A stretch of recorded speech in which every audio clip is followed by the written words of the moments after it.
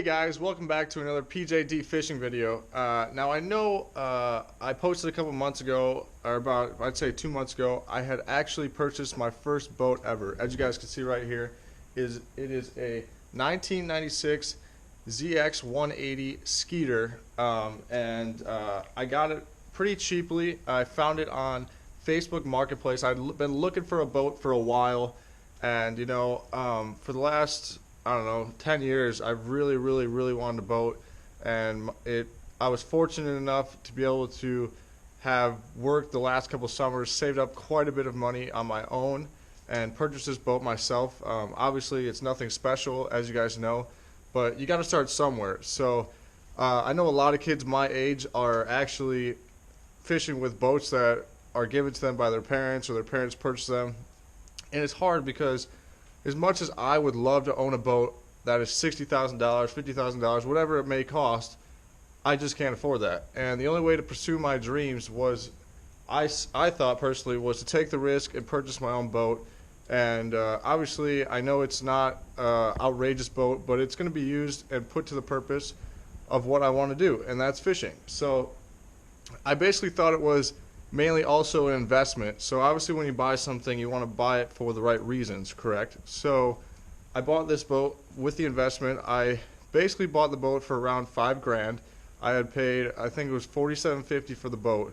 So obviously it's not a crazy amount of money, but for me it was. I mean, it was a lot of money. I worked hard for that money, and being a college kid, it's very difficult to just go out there and drop that amount of money and have everything else to pay for, whether it's student loans like I do, and my truck that I also have to pay for. So there's a lot of aspects to life as you grow up that you actually have to understand what you're paying for and the things that come with it. So when I bought this boat, obviously, okay, I'm getting a boat. I was super excited. I was stoked, and I was like, all right, let's get it, Dad. Like, I think this is the one. I know I want to get it. Test drove it, and everything was perfectly fine with it. And that's perfect. But until you get it home, you're like, oh, well, I have to now register the boat. I have to make sure the tires are fine. I have to update the boat, or like keep upkeep on the boat. I have to pay insurance on the boat. So there's a lot of stuff that goes into it. And obviously, as you don't know, I don't know the technical term for it, but when you buy a boat, you buy another boat. So, or boat stands for like take out another 1,000, right? So, obviously, that is true, I believe, actually, when you buy a boat. But I figured if I could buy a boat now, and I started out simple, learning how to maneuver a boat. I've been in boats my whole life, but I've never actually owned my own boat. I've never actually driven my own boat, fished on my own boat, and competed on my own boat, and that is truly what I want to do. So I know I can fish out of the back of the boat, I know I can fish out of the front of the boat, but it's really up to the fishermen in the boat to determine how they do. So I know it's a very crucial subject. Is a lot of people, when they fish, they think, who is the better fisherman in the boat, and obviously, or who are the better fishermen out there.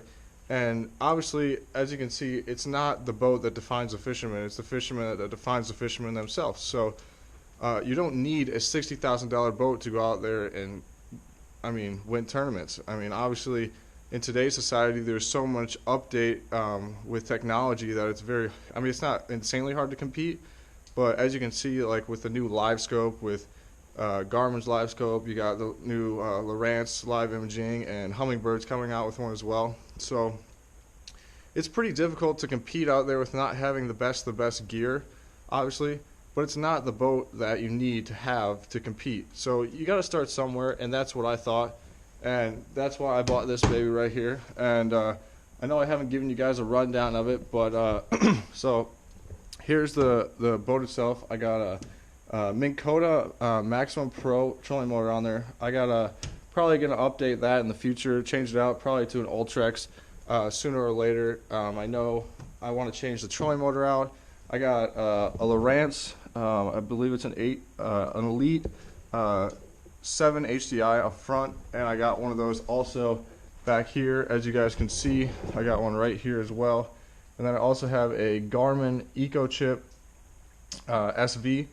So I got a couple graphs on the boat, but I definitely want to upgrade them in the future. So obviously, as I win tournaments, I make some money. Obviously, with my jobs, making money, I can afford to pay for these things, but it's going to take some time. So you got to start somewhere, and that's where I'm starting. But this boat is a 18.5-foot boat, I believe. It's a ZX 180, like I said.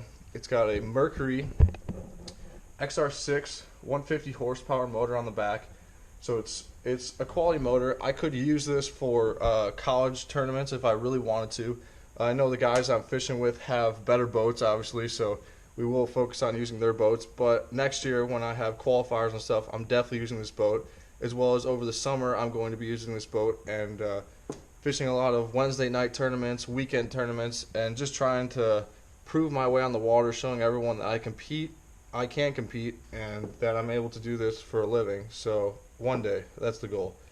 But yeah, so if you guys are interested in ever actually purchasing your own boat and having this as one day, I mean, you don't have to purchase a $60,000 boat, and you can obviously try to start small and get a $5,000 boat like I did. So if you guys are interested in purchasing a boat, start small, go big, take the risk, and start now. So whether you own your own boat or your parents own your boat or however you guys run it, obviously you guys know what it's like.